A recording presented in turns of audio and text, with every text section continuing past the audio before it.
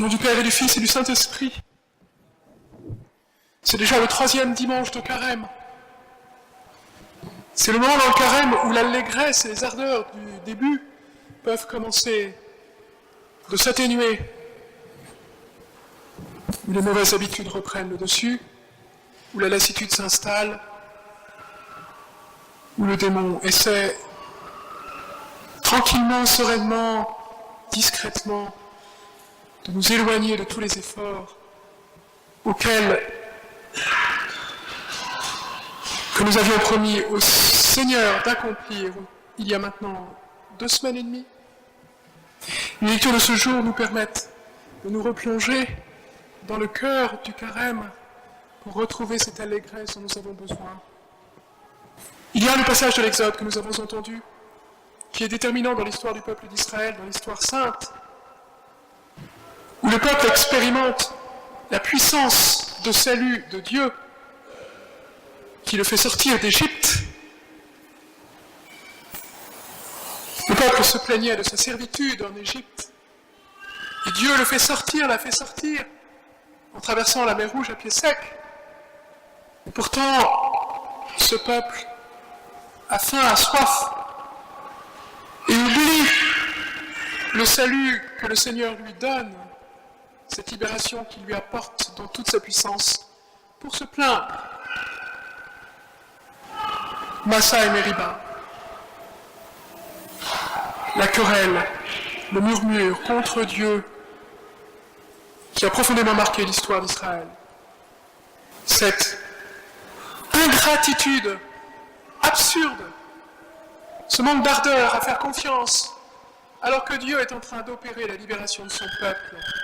Parce que le peuple doit suivre sur ce chemin de libération le Seigneur dans une volonté qui parfois lui rebute.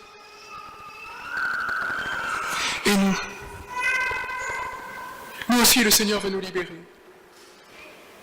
Nous aussi le Seigneur veut nous laisser expérimenter sa toute-puissance, nous libérer de l'esclavage du péché, nous conduire dans la terre promise de la vie éternelle. Et pour cela, il faut que nous ayons à lutter, il faut que nous combattions, il faut que nous acceptions un peu d'avoir faim et soif, de jeûner, de faire des efforts, de nous libérer de l'esprit du monde, pour accueillir ce salut, pour laisser le Seigneur agir en nous pleinement. Et c'est ça le Carême. Cette joie du Carême, de pouvoir combattre pour notre salut, combattre pour Dieu. À la fin du Carême, pendant le Triduum, vous ferez ce que vous faites chaque année. Vous irez le jeudi saint, le soir, vous unir au Christ que la liturgie vous rendra présent dans son agonie. Le vendredi saint, vous viendrez dans cette église, mourir avec lui et ressusciter dans la nuit de Pâques. La liturgie nous donne le Seigneur présent. Les 40 jours du Carême nous le donnent présent, combattant au désert pour nous. Le Seigneur est seul au désert pour combattre. Le Seigneur est seul sur la croix pour nous libérer. Le Seigneur est seul au jardin d'agonie. Et nous avons la grâce, la chance, pendant le Carême, de pouvoir combattre avec lui. Nous avons la chance de pouvoir lui dire, Seigneur, vous ne serez pas seul cette année, au désert, sur la croix, dans votre jardin d'agonie. À condition que nous acceptions ces efforts de jeûne, que nous acceptions de continuer notre combat, que nous ne nous laissions pas aller et vaincre par la tentation qui fut celle d'Israël, à Massa et Mériba. Simplement, voyez la joie pendant le Carême, de pouvoir combattre pour le Christ, avec lui, pour qu'il ne soit pas seul, pour qu'il sache que nous l'aimions, et que nous savons qu'il nous sauve. Et puis, il y a cet évangile d'une insondable richesse que nous venons d'entendre, où le Seigneur, dans une pédagogie pleine d'humanité et toute divine à la fois, veut conduire cette femme à se libérer de ses démons, de sa mauvaise façon de penser, pour être capable de recevoir le don de Dieu. Et vous voyez, à un moment donné, elle lui dit, « Mais Seigneur, donne-moi de cette eau qui jaillira en moi comme une source jaillissante. » Et à ce moment-là, le Seigneur lui dit, « Mais, au fait, tu es marié ou pas ?»